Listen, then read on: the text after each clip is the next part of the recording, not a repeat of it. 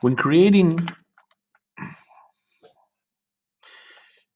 to add an event participant to a behavior referral, go to the bottom of the form and click where it says Add Event Participant. This will open up a new window. It takes a few seconds, so be patient.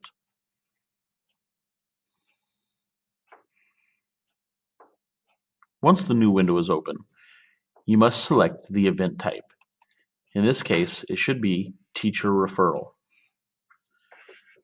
If you move to the bottom, you will be able to type in the student's name.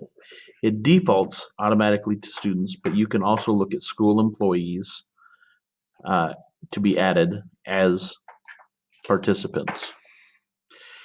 If you begin typing in the student's name, you will get a list of all students with that name. It tells you the grade level, also in case you have students with multiple names.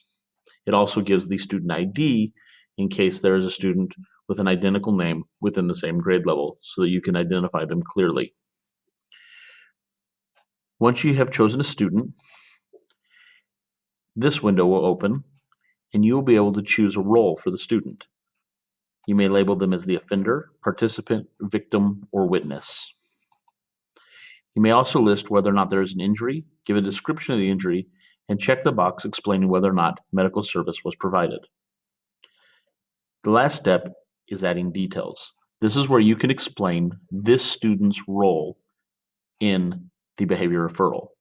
At this point, you may use this student's name. You may explain exactly what they did. Please do not include any additional students' names in this section, but you may use the name of the student who you have added.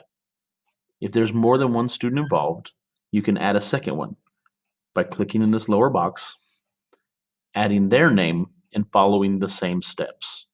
Once you have added all the participants and included all of the information needed, you can save a draft. Once you've saved your draft, you are done with your behavior referral.